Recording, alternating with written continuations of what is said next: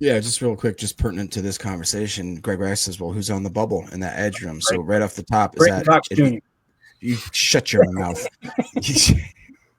You don't you dare. You don't say that. To me it'd be Aaron Mosby, right? And then who was the other guy that was really showing some promise? Man, I can't remember. But so typically, well, don't we go in with it at least 5, if not 6, I edge or slash personally, D ends? when it comes to edge defenders, I like the number 5 personally, but it all depends on how many you can stash on the practice squad, right, Emilio? Like that, you may carry 7 if you're convinced these guys are going to get scooped up off the practice squad, right? Mm-hmm.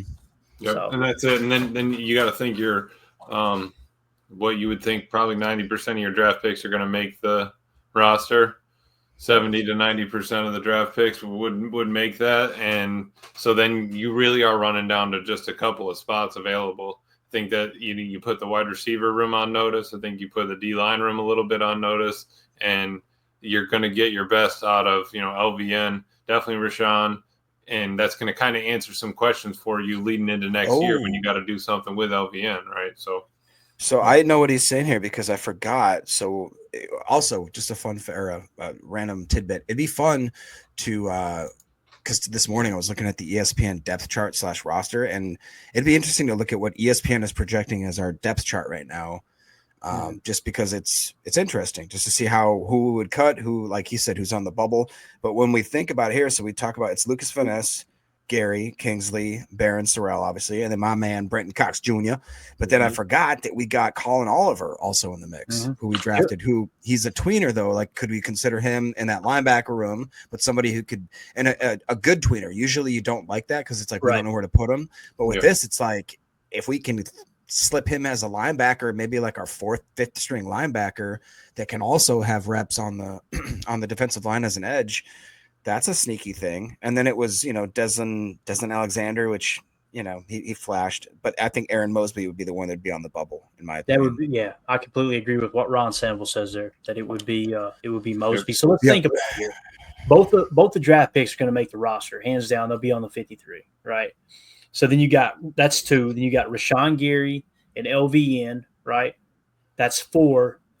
Kingsley Nigbare, Brenton Cox Jr., right? So that's 6 now. Yeah. Next would be Mosby. Yep. I don't think he'll make it. So I think you got to carry 6, man. I think you got to.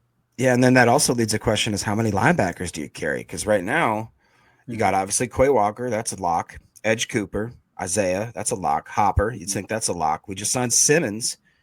We have Christian Welch. And if Colin Oliver is going to slip into one or the other category, that's a freaking lot of linebackers. Yeah, it is. So I think that obviously I think Christian Welch and Simmons would be on the block there. But yeah, I think it would be interesting too with, like you said, Colin Oliver, if he can play a little hybrid backer, that's going to increase his value, and maybe you can carry. Let's look at the linebacker room, and we need to look at the depth chart, like you said, soon. We need to do an episode, just a full depth chart breakdown now that the draft's over. We can use Our Lads and ESPN. I think they both do a good job year round, kind of keeping it up to date. So you got Quay Walker, Edgerrin Cooper, Isaiah McDuffie, Tyron Hopper. Tyron Hopper's a 3rd round pick. He ain't going nowhere, right? Yeah. So that's 4 backers. You just signed Isaiah Simmons, but Isaiah Simmons is kind of that hybrid. He can play safety too. He's going to be a special teams ace, I would imagine, taking Eric Wilson's spot. So that's 5, right? So if you carry 5 backers where you normally would probably carry 6, that's probably where you make it up there. You just carry 5 stack backers, and Colin Oliver can be that 6th in a pinch type thing. Probably makes the most sense. So. Did Isaiah Simmons get the minimum? I still haven't heard. We could check that tomorrow too if you want. Let me make a note here. Isaiah just Simmons. because that if he just got the minimum, would that be like a wide receiver like McCole Harbin type thing? If you're not going to make it, it's not the worst thing that's happened. We tried it, brought him in, didn't work out. Right. That could be the case, but I really think they plan on keeping Isaiah Simmons just because of the special teams value there. Right. That's true. Because didn't he have like an 88 special teams grade or something? Yeah. It was very good. Yeah. So, And that makes me feel a lot better about the Eric Wilson departure for sure. So, Miko Hardman, too, the other thing, hearing all these interviews, both Savion Williams and Matthew Golden, they said, did anybody reach out to you? Multiple people reached out to Matthew Golden, but both Matthew Golden and Savion Williams mentioned Miko Hardman reached out to them. I thought that was cool. That's that awesome. Just the early signs are like he's going to be a good teammate. So United Base seems like we do have the numbers. So there it is, 1.3 million with 167,000 guaranteed. So that's cuttable. But 167 grand's a good little chunk of change. I think they would like to have him on the roster, I would imagine. Yeah. And that's the thing I want to say about Isaiah Simmons. Listen, he hasn't been good. Don't get me wrong. If he had been a 5th-round pick with a special teams grade like that, people would be going, man, that was great value there. But he was the 8th overall pick, so he's always going to be kind of viewed as a bust, right? Yeah. And the fact that this is his 3rd team, I'm not expecting him to be an all-world linebacker / safety. And I think he fits more in a linebacker room than he does a safety room, me personally. But doesn't hurt to have that kind of athleticism and depth, someone that can cover the seam if you need him to. So Absolutely. You got anything else, Emilio? No, speed of the defense is based on your linebackers. I think that we've done a lot to try to enhance that. And I really am excited to see Hopper get out there. Like Quay, Coop, all of them kind of together. Hopefully we get Quay's deal done before the season and just, you walk in there ready to roll. Like we talked about, when Jordan got paid, you walk in there after you've been paid, it's game time. So I'm excited to see it. Yeah. What about you, Jacob? Anything else, man? No, I think the biggest takeaway I have is I'm really excited to see Baron Sorrell come in there and absolutely gel with this defensive line, specifically with Gary. He actually mentioned Gary in his press conference of a player that he idolized and who he wanted to take his game after. And he said he was really excited to actually meet him face to face and get to work. And like I said, I saw unbelievable comparisons between the two of them, both in their play style, demeanor, and the way that they got emotional when they were finally given that chance to change their families' lives. So I think that he's one of those players that's not going to take it for granted. I think we're going to see an absolute freak. Even if he is 10 to 20 snaps, I think he's going to make the most of those. I'm excited about this class. I haven't been, last year I was excited, but not like this. This, I don't know, something feels special about this group. It really does.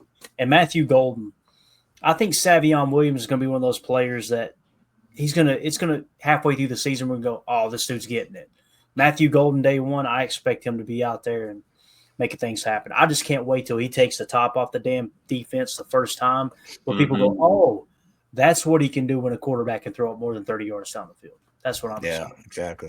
I'd like to have him. I'd like to see him get overthrown, once or twice. Yes. Like, okay, let's go ahead, Jordan, try it. Yeah, absolutely. Because everything I've seen, he was having to pull up, and it wasn't just like pulling up at the end. It was like as soon as the ball left the quarterback's hand, you could see him kind of, taper it back. Sort of get into position, get over tops, kind of stack the guy, get in front of him, and then pick your spot. Yeah, which is a great thing to have. That's something that I feel like we've been missing here lately. As much as I love Christian Watson and that frame and the elite speed and everything, it took him a while to get to where he could high point that ball and really time it up. And I still think watching Golden's tape in college and watching Christian Watson's tape this year, I feel like Golden tracks the ball better than Watson. And I love Christian Watson. I'm just saying that's Golden's strength. Watson's strength is that he's a freak. He's just one of those tall, fast, crazy vertical jump type guys. Yeah. So, all right, that's it, guys. We're going to get out of here tomorrow. Also, best way to support the show, Patreon group, patreon.com/PackerFan Total Access, or scan the QR code in the upper right there. $3 get you access to everything on the site. It's absolutely blowing up. We're going to continue to pump out content on there. Chalk Talks, all that stuff's going to be up there. Tomorrow going to be a little bit different, okay? We got dinner tomorrow night. So the plan is to do an afternoon show, if at all possible, okay? So I don't know. Jacob, are you working tomorrow? I can not work when we're doing an afternoon show for sure. Yeah. Okay. What time would be best for you in the afternoon, do you feel like? Anytime afternoon, man. That is the afternoon. So let's do how about we do 2 p.m. Central, 3 p.m. Eastern. Would that work? 2 p.m. Central? Is that cool? Yes. That's afternoon. Deal. It is. This is 2 Emilio, hours. will you be awake by? Nah, I know you got. Like 2, that's going to be close. I don't You know know. what it immediately made me think of is, do you remember? And I won't say what he actually said, but was it Paul Mooney on the show? I'm going to start calling it "Good Morning Mexican America." And he said the show will air at noon. We're gonna tell you, Paul Mooney's the man. God, he's so good. That delivery is just so dry. But anyway, so we'll do that. We're going to go 3 p.m. Eastern, 2 p.m. Central tomorrow. Perfect. And and Emilio won't be here. That's why he says it's perfect. So Absolutely. we're hitting the Brazilian steakhouse tomorrow night, boys. Oh, which one? Rodizio? Rodizio? Yeah, you never heard of that one? This is called Rio, sir. Okay. It's Rio. How dare you? Exactly. Right. Sorry. Jeez. So yeah, it's gonna be a good time. I haven't been over there in a while, so I'm gonna go stuff my face. Get Probably ready to throw up go. in the bathroom, go back in for seconds. So that's the way it works. All right, thank you guys so much for hanging out with us. We'll see y'all tomorrow, 2 p.m. Central. We'll end the show with Savion Williams Chalk Talk. Okay, that's what we'll end On Rumble. That's where we go. Holmes, I saw you at the chat last time that stream ended. We all went over to Rumble to watch the. Holmes, you caught some strays from Emilio. He said, I was like, Holmes, we said it 3 times, my man. We were going to Rumble. we said we're going to be going to Rumble in a minute. Okay, so y'all be prepared to jump over there for Chalk Talk. We talked for 10 more minutes ago. Okay, guys, we're going to Rumble. All right, we'll see y'all over there. And then Holmes said, "Where'd everybody go?" You guys just start saying, "We're going to fucking Rumble." All right. And it's going to stay live on X, but we will kick off on YouTube. We will be on YouTube, so be prepared for that. We want to give you guys enough content, and then we'll hop over there and do the Chalk Talk. So a lot of stuff to cover tomorrow. It's going to be fun. So appreciate y'all. Everybody have a great night. Y'all stay safe out there. As always,